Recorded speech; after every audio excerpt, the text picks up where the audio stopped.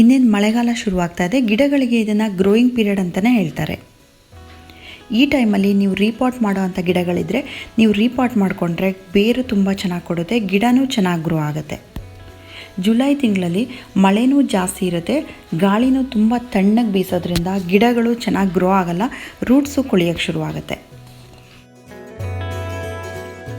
ಈ ವಿಡಿಯೋದಲ್ಲಿ ಮಳೆಗಾಲ ಶುರುವಾಗೋಕ್ಕೆ ಮುಂಚೆ ದಾಸವಾಳ ಗಿಡಕ್ಕೆ ಏನೇನು ಮಾಡಬೇಕು, ದೊಡ್ಡ ಪಾಟಲ್ಲಿರೋ ದಾಸವಾಳ ಗಿಡನ ರೀಪಾಟ್ ಹೇಗೆ ಮಾಡೋದು ಅಂತ ತೋರಿಸ್ತೀನಿ. ಇದಕ್ಕೆ ಮುಂಚಿನ ವಿಡಿಯೋದಲ್ಲಿ ನಾನು ನರ್ಸರಿಯಿಂದ ತಂದಿರೋ ಗಿಡಗಳನ್ನ ರೀಪಾಟ್ ಮಾಡೋದನ್ನು ತೋರಿಸಿದ್ದೀನಿ. ಆದರೆ ಈ ವಿಡಿಯೋದಲ್ಲಿ ನಾನು ದೊಡ್ಡ ಗಿಡನ ರೀಪಾಟ್ ಹೇಗೆ ಮಾಡೋದು ಅಂತ ತೋರಿಸ್ತೀನಿ. ಇವಾಗ ನಾನು ತೋರಿಸ್ತಾ ಇರೋ ಗಿಡದಲ್ಲಿ ಮಿಲಿಬಗ್ಸ್ ತುಂಬ ಇತ್ತು.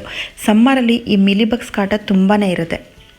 ನನಗೆ ಕಮೆಂಟ್ಸಲ್ಲಿ ರಿಪೀಟೆಡ್ಲಿ ಈ ಕ್ವಶನ್ ಬರ್ತಾನೆ ಇರುತ್ತೆ. ನಾನು ಇದಕ್ಕೆ ಏನು ಮಾಡ್ತೀನಿ ಅಂದರೆ, ನಾನು ವೀಡಿಯೋಸಲ್ಲಿ ಹೇಳ್ತಾನೆ ಇರ್ತೀನಿ ಯಾವಾಗಲೂ, 1 ಲೀಟ್ರ್ ಸ್ಪ್ರೇ ಬಾಟಲ್ಗೆ 1 ಸ್ಪೂನು ನೀಮ್ ಆಯಿಲ್ನ ಹಾಕ್ಕೊಳ್ತೀನಿ.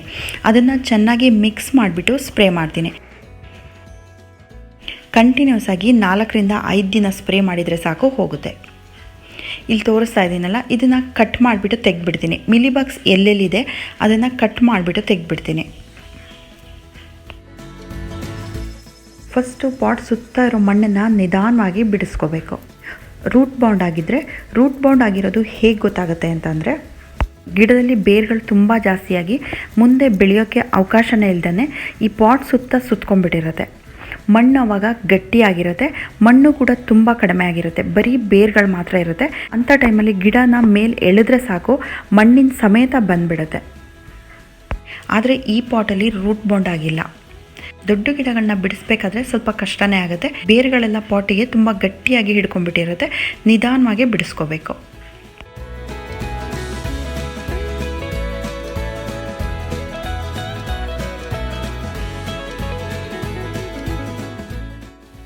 ಈ ಬೇರುಗಳಿಗೆ ಅಂಟ್ಕೊಂಡಿರೋ ಮಣ್ಣನ್ನೆಲ್ಲ ನಿಧಾನವಾಗಿ ಬಿಡಿಸ್ಕೋಬೇಕು. ಯಾವಾಗಲೂ ರೀಪಾಟ್ ಮಾಡೋರಿಗೆ ಇದೆಲ್ಲ ಗೊತ್ತಿರುತ್ತೆ. ಹೊಸಬ್ರಾಗಿದ್ದರೆ ಸ್ವಲ್ಪ ಕೇರ್ಫುಲ್ಲಾಗಿ ರೂಟ್ಸ್ ಡ್ಯಾಮೇಜ್ ಆಗದೆ ಇರೋ ಥರ ಮಾಡಬೇಕು.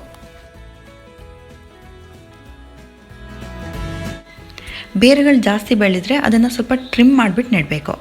ಇದನ್ನು ರೂಟ್ಸ್ ಪ್ರೂನಿಂಗ್ ಅಂತ ಹೇಳ್ತಾರೆ. ಇದರಲ್ಲಿ ಮಧ್ಯದ ಬೇರಿರುತ್ತಲ್ಲ, ಟ್ಯಾಪ್ ರೂಟ್ ಅಂತ ಹೇಳ್ತಾರೆ. ಮೇಲ್ಗಡೆ ಗಿಡದಿಂದನೇ ಅದು ಒಂದೇ ಬೇರು ಕೆಳಗಡೆ ಬಂದಿರುತ್ತೆ, ಟ್ಯಾಪ್ ರೂಟ್ ಅಂದರೆ. ಅದನ್ನು ಬಿಟ್ಬಿಟ್ಟು ಉಳಿದಿರೋ ಅಂಥ ಚಿಕ್ಕ ಚಿಕ್ಕ ರೂಟ್ಸ್ ಎಲ್ಲ ಇದೆಯಲ್ಲ, ಇದನ್ನು ಫೈಬ್ರಸ್ ರೂಟ್ಸ್ ಅಂತಾರೆ. ಇದರಿಂದನೇ ಗಿಡಕ್ಕೆ ಫುಡ್ಡು ಮತ್ತು ನೀರು ಹೋಗ್ತಾ ಇರುತ್ತೆ.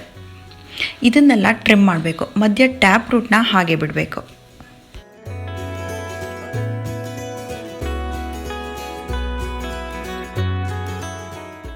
ದಾಸವಾಳ ಗಿಡಗಳನ್ನೆಲ್ಲ ವರ್ಷದಲ್ಲಿ 1 ಸಲ ರೀಪಾಟ್ ಮಾಡಿಕೊಂಡ್ರೆ ಸಾಕು. 12 ಇಂಚಿನ ಪಾಟ್ ಆದರೆ 1.5 ವರ್ಷ ತನಕನೂ ನಡೆಯುತ್ತೆ. ರೀಪಾಟ್ ಮಾಡದೆ ಹೋದರೆ ಏನೂ ತೊಂದರೆ ಆಗಲ್ಲ, ಆದರೆ ಗಿಡ ಎಷ್ಟಿದೆಯೋ ಅಷ್ಟೇ ಇರುತ್ತೆ, ಗ್ರೋತ್ ಆಗಲ್ಲ. ಎಲೆಗಳೆಲ್ಲ ಎಲ್ಲೋ ಆಗುತ್ತೆ ಅಥವಾ ಬ್ರೌನ್ ಆಗ್ತಾ ಬರುತ್ತೆ.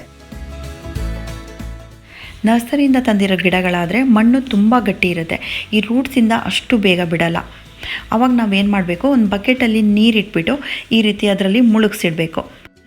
ಮಣ್ಣು ಪೂರ್ತಿ ಬಿಡೋವರೆಗೆ ನೀರಲ್ಲಿ ನೆನೆಸಿಡಬೇಕು. ಆಮೇಲೆ ನೀರಿಂದ ಹೊರಗಡೆ ತೆಗೆದು ರೀಪಾಟ್ ಮಾಡಬೇಕು. ಈ ದಾಸವಾಳ ಗಿಡಕ್ಕೆ ಪಾಟ್ ಮಿಕ್ಸಿಂಗ್ ಏನೇನು ತೊಗೊಂಡಿದ್ದೀನಿ ಅಂತ ತೋರಿಸ್ತೀನಿ. ಮಣ್ಣು, ಗೊಬ್ಬರ ಮತ್ತು ಮರಳು 3 ಈಕ್ವಲಾಗಿ ತೊಗೊಂಡಿದ್ದೀನಿ. ದಾಸವಾಳ ಗಿಡನ ಹೆವಿ ಫೀಡರ್ ಅಂತಲೇ ಹೇಳ್ತಾರೆ. ಇದಕ್ಕೆ ಎಕ್ಸ್ಟ್ರಾ ಗೊಬ್ಬರ ಸೇರಿಸಿದ್ರೂ ಏನೂ ಪ್ರಾಬ್ಲಮ್ ಆಗಲ್ಲ. ಮೊದಲು ಮಾಡ್ಕೊಂಡಿರೋ ಮಿಕ್ಸಲ್ಲಿ ಹಸುವಿನ ಗೊಬ್ಬರ ತೊಗೊಂಡಿದ್ದೆ. ಅದ್ರ ಜೊತೆಗೆ ನಾನು 2 ಹಿಡಿಯಷ್ಟು ಇವಾಗ ವರ್ಮಿ ಕಾಂಪೋಸ್ಟ್ ಹಾಕ್ಕೊಂಡಿದ್ದೀನಿ. ಇವಿಷ್ಟನ್ನು ಚೆನ್ನಾಗಿ ಮಿಕ್ಸ್ ಮಾಡ್ಕೋಬೇಕು. ಇದಾದಮೇಲೆ ಬೇವಿನ ಹಿಂಡಿದು ಪುಡಿ ತೊಗೊಂಡಿದ್ದೀನಿ. ಈ ನೀಮ್ ಪೌಡರ್ ಹಾಕೋದ್ರಿಂದ ರೋಗಗಳು ಬರೋದನ್ನು ತಡಿಬಹುದು. ಇದಾದಮೇಲೆ ಎಪ್ಸಮ್ ಸಾಲ್ಟ್ ಹಾಕಿಬಿಟ್ಟು ಚೆನ್ನಾಗಿ ಮಿಕ್ಸ್ ಮಾಡ್ಕೊಂಡಿದ್ದೀನಿ. ಫಂಗಿಸೈಡ್ ಹಾಕೋರು ಅದನ್ನು ಕೂಡ ಹಾಕೋಬಹುದು.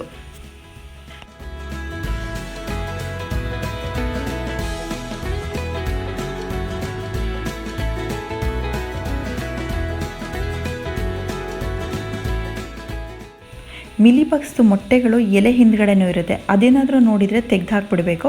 ಆ ಮೊಟ್ಟೆಯಿಂದನೇ ಮರಿಗಳಾಗಿ ಹುಳುಗಳಿನ್ನೂ ಜಾಸ್ತಿ ಆಗ್ತಾ ಹೋಗುತ್ತೆ.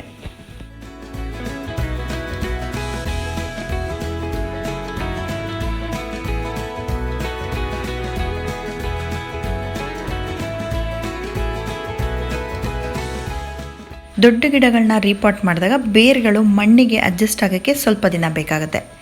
ಮೇಲ್ಗಡೆ ಬ್ರ್ಯಾಂಚಸ್ ತುಂಬ ಜಾಸ್ತಿ ಇದ್ದರೆ ಎರಡಕ್ಕೂ ಬ್ಯಾಲೆನ್ಸ್ ಆಗಲ್ಲ. ಅದಕ್ಕೆ ನಾನೇನು ಮಾಡ್ತೀನಿ, ಬ್ರ್ಯಾಂಚಸ್ನ ಟ್ರಿಮ್ ಮಾಡ್ತೀನಿ.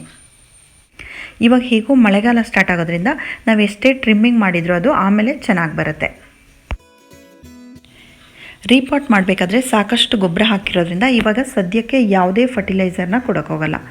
ಮಳೆಗಾಲದಲ್ಲಿ ಮಳೆ ನೀರಲ್ಲೇ ನೈಟ್ರೋಜನ್ ಜಾಸ್ತಿ ಇರೋದ್ರಿಂದ ಇದರಿಂದ ಗಿಡಗಳು ತುಂಬ ಚೆನ್ನಾಗಿ ಬರುತ್ತೆ, ಹೆಲ್ದಿಯಾಗಿ ಬರುತ್ತೆ. ಇನ್ನು 3 ತಿಂಗಳ ತನಕ ಯಾವುದೇ ಫರ್ಟಿಲೈಸರ್ ಹಾಕಲ್ಲ ಇದಕ್ಕೆ.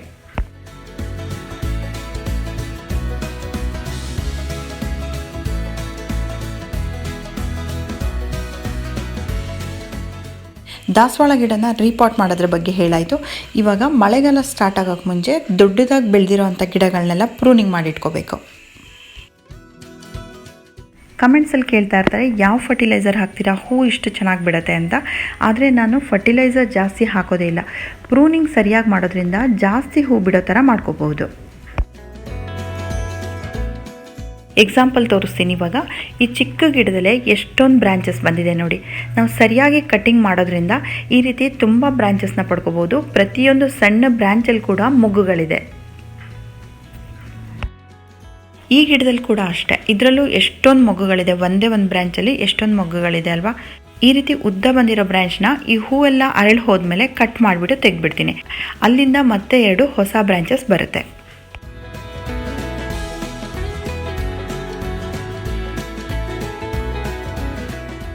ನನಗೆ ದಾಸವಾಳ ಗಿಡಗಳು ತುಂಬ ಉದ್ದ ಬೆಳೆಯೋಕ್ಕೆ ಇಷ್ಟ ಆಗಲ್ಲ. ಅದಕ್ಕೆ ವರ್ಷದಲ್ಲಿ 2 ಸಲ ಪ್ರೂನಿಂಗ್ ಮಾಡ್ತಾ ಇರ್ತೀನಿ. ಶಾರ್ಟ್ ಇರಬೇಕು, ತುಂಬ ಹೂ ಬಿಡ್ತಾ ಇರಬೇಕು. ಇವಾಗ ನಾನು ತೋರಿಸ್ತಾ ಇದ್ದೀನಲ್ಲ, ಇದು ದಾಸವಾಳ ಸೀಡ್ಸ್. ಇದನ್ನು ನಾನು ಹೇಗೆ ಮಾಡಿದೆ ಅಂತ ನಿಮಗೆ ಒಂದು ಸಿಂಪಲಾಗಿ ತೋರಿಸ್ಬಿಡ್ತೀನಿ.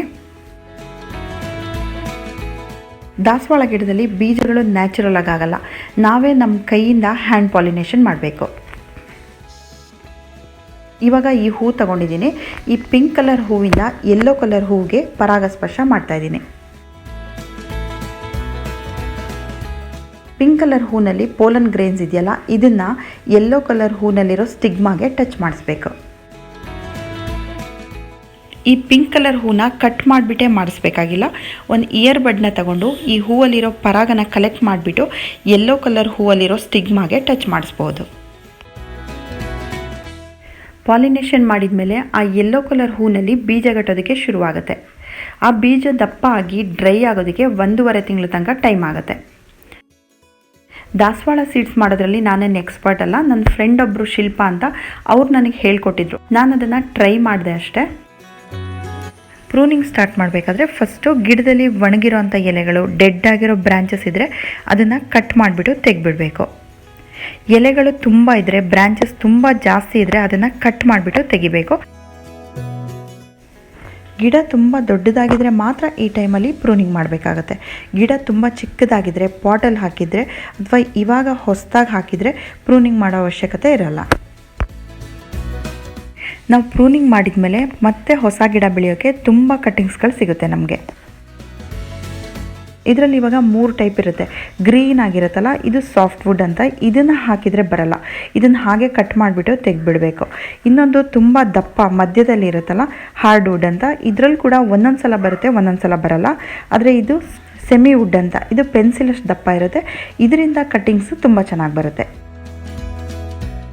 ಕಟ್ಟಿಂಗ್ಸಿಂದ ಗಿಡಗಳನ್ನ ಬೆಳೆಯೋದಕ್ಕೆ ಇದು ಬೆಸ್ಟ್ ಟೈಮ್. ಎಲ್ಲರೂ ಹೆಚ್ಚಾಗಿ ಇದೇ ಟೈಮಲ್ಲಿ ಸ್ಟಾರ್ಟ್ ಮಾಡೋದು. ಈ ಟೈಮಲ್ಲಿ ಸ್ಟಾರ್ಟ್ ಮಾಡಿದರೆ ಗಿಡಗಳು ಚೆನ್ನಾಗಿ ಗ್ರೋ ಆಗುತ್ತೆ. ನಾವು ಕಟ್ಟಿಂಗ್ಗಳನ್ನ ತಗೋಬೇಕಾದ್ರೆ ಗಿಡದಿಂದ ಬ್ರಾಂಚಸ್ ಹೊರಟಿರುತ್ತಲ್ಲ, ಅದ್ರ ಪಕ್ಕಕ್ಕೇ ಕಟ್ ಮಾಡಬಾರ್ದು. 5ರಿಂದ 6 ಇಂಚಷ್ಟು ಗ್ಯಾಪ್ ಬಿಟ್ಬಿಟ್ಟು ಕಟ್ ಮಾಡಬೇಕು. ನಾವು ಕಟ್ಟಿಂಗ್ ಮಾಡಬೇಕಾದ್ರೆ ಕತ್ರಿನ ಯಾವಾಗಲೂ ಸ್ಲ್ಯಾಂಟಾಗಿ ಹಿಡ್ಕೊಂಡೇ ಕಟ್ ಮಾಡಬೇಕು. ಸ್ಟ್ರೈಟಾಗಿ ಕಟ್ ಮಾಡಿದರೆ ನಾವು ನೀರು ಹಾಕಿದಾಗ ಅಥವಾ ಮಳೆ ನೀರು ಬಿದ್ದಾಗ ಅದ್ರ ಮೇಲೆ ನೀರು ನಿಂತ್ಕೋಬಾರ್ದು. ಈ ರೀತಿ ಇದ್ದರೆ ಅದ್ರ ಮೇಲೆ ನೀರು ಬಿದ್ದರೂ ಕೂಡ ಕೆಳಗಡೆ ಹೋಗುತ್ತೆ. ಆವಾಗ ಫಂಗಸ್ ಆಗೋ ಭಯ ಇರಲ್ಲ. ಒಂದೊಂದು ಸಲ ಏನಾಗುತ್ತೆ, ಸ್ಟ್ರೈಟ್ ಇದ್ದಾಗ ಅದ್ರ ಮೇಲೆ ನೀರು ಬಿದ್ದು ಅದರಿಂದ ಹೊಸ ಚಿಗುರು ಬರೋದೇ ಇಲ್ಲ. ಮಳೆಗಾಲದಲ್ಲಿ ಈ ರೀತಿ ಕಟ್ಟಿಂಗ್ ಮಾಡಿದಾಗ ಅದ್ರ ಮೇಲ್ಗಡೆಗೆ ಈ ಕಟ್ ಸರ್ಫೇಸ್ ಇದೆಯಲ್ಲ, ಇದ್ರ ಮೇಲೆ ಸೀಲ್ ಮಾಡಿದರೆ ತುಂಬ ಒಳ್ಳೆಯದು. ಆವಾಗ ಮಳೆ ನೀರು ಬಿದ್ದರೂ ಅದಕ್ಕೆ ಫಂಗಸ್ ಆಗಲ್ಲ. ಅರಿಶಿಣದಿಂದ ಮಾಡ್ಬೋದು ಅಥವಾ ಫೆವಿಕಾಲ್, ಫಂಗಿಸೈಡ್, ಯಾವುದೂ ಇಲ್ಲ ಅಂದರೆ ನೈಲ್ ಪಾಲಿಶ್ ಇಲ್ಲ ವ್ಯಾಸ್ಲಿನ್, ಅದರಿಂದ ಕೂಡ ಸೀಲ್ ಮಾಡ್ಬೋದು. ಈ ರೀತಿ ಓಪನ್ ಬಿಟ್ಟಾಗ ಬ್ಯಾಕ್ಟೀರಿಯಾನ ಬೇಗ ಅಟ್ರ್ಯಾಕ್ಟ್ ಮಾಡುತ್ತೆ. ಮಣ್ಣು ಅಥವಾ ಗೊಬ್ಬರದಿಂದ ಕೂಡ ಈ ರೀತಿ ಸೀಲ್ ಮಾಡ್ಬೋದು. ಇವಾಗ ಕಟ್ಟಿಂಗಿಂದ ಬೆಳೆಯೋರು ಹೇಗೆ ರೆಡಿ ಮಾಡ್ಕೊಳ್ಳೋದು ಅಂತ ತೋರಿಸ್ತೀನಿ. ಎಲೆಗಳೆಲ್ಲ ಬಿಡಿಸ್ಬಿಟ್ಟು ಈ ರೀತಿ ಕಡ್ಡಿ ಥರ ಇರಬೇಕು. ಈ ರೀತಿ ಕಟ್ಟಿಂಗ್ನ ರೆಡಿ ಮಾಡ್ಕೋಬೇಕು. ಅದರಲ್ಲಿ ಕೆಳಗಡೆ ಪಾರ್ಟ್ ಇರುತ್ತಲ್ಲ, 1 ಇಂಚಷ್ಟು ಚಾಕುವಿಂದ ಮೇಲ್ಗಡೆ ಪದರನ ಈ ರೀತಿ ಬಿಡಿಸ್ಕೋಬೇಕು. ಹೀಗೆ ಬಿಡಿಸ್ಕೊಳ್ಳೋದ್ರಿಂದ ಅದರಿಂದ ಬೇರ್ ಹೊರಡೋಕ್ಕೆ ಈಸಿ ಆಗುತ್ತೆ. ಈ ರೀತಿ ತಗೊಳ್ಳೋವಂಥ ಕಟ್ಟಿಂಗು 5-6 ಇಂಚಿಗಿಂತ ಸ್ವಲ್ಪ ಉದ್ದ ಇರೋವಂಥದ್ದೇ ತಗೋಬೇಕು, ತುಂಬ ಚಿಕ್ಕದು ತಗೋಬಾರ್ದು. ಯಾಕೆ ಅಂತಂದರೆ ಒಂದು ಕಟ್ಟಿಂಗಲ್ಲಿ ನೋಡ್ಸ್ ಅಂತ ಇರುತ್ತೆ, ಅದರಲ್ಲಿ ಗೆಣ್ಣುಗಳಿರುತ್ತಲ್ಲ, ಅದು 1 ಅಥವಾ 2 ಮಣ್ಣೊಳಗೆ ಹೋದರೆ ಬೇಗ ಬೇರ್ ಕೊಡುತ್ತೆ. ಈ ಕಟ್ಟಿಂಗ್ಗಳಿಗೆ ರೂಟಿಂಗ್ ಹಾರ್ಮೋನ್ ಆಗಿ ನಾನು ಆಲೋವೆರಾ ಜೆಲ್ನ ಯೂಸ್ ಮಾಡ್ಕೊಳ್ತಾ ಇದ್ದೀನಿ. ಇದ್ರ ಬದಲು ನಾವು ಮಸಾಲೆಗೆ ಯೂಸ್ ಮಾಡ್ತೀವಲ್ಲ ದಾಲ್ಚಿನ್ನಿ ಚಕ್ಕೆ, ಅದ್ರದ್ದು ಪುಡಿ ಕೂಡ ಯೂಸ್ ಮಾಡ್ಕೋಬೋದು. ಅದನ್ನು ನಾನು ಒಂದೆರಡು ವಿಡಿಯೋದಲ್ಲಿ ತೋರಿಸಿದ್ದೀನಿ. ಇದೆರಡು ಆರ್ಗ್ಯಾನಿಕ್ ಆಗಿರುತ್ತೆ. ಕೆಮಿಕಲ್ ರೂಟಿಂಗ್ ಹಾರ್ಮೋನ್ ಕೂಡ ಸಿಗುತ್ತೆ.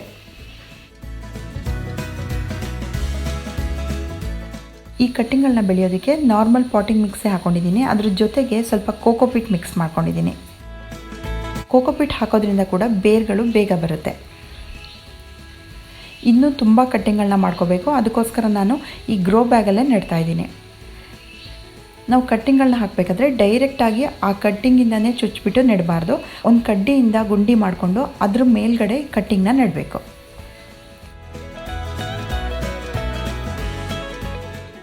ಇನ್ನು ಲಾಸ್ಟಲ್ಲಿ ಸೀಸನ್ ಚೇಂಜ್ ಆಗಬೇಕಾದ್ರೆ ಈ ದಾಸವಾಳ ಗಿಡಗಳಲ್ಲಿ ಎಲೆಗಳೆಲ್ಲ ಈ ರೀತಿ ಎಲ್ಲೋ ಆಗೋದು ತುಂಬ ಕಾಮನ್ನು.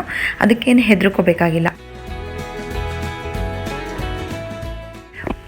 ಆದರೆ ಗಿಡ ತುಂಬ ಆಗಿದ್ರೆ ಮಾತ್ರ ಪ್ರಾಬ್ಲಮ್ ಆಗುತ್ತೆ. ಕೆಲವು ಎಲೆಗಳು ಮಾತ್ರ ಈ ರೀತಿ ಆಗಿದ್ರೆ ಅದಕ್ಕೇನು ಹೆದರ್ಕೋಬೇಕಾಗಿಲ್ಲ.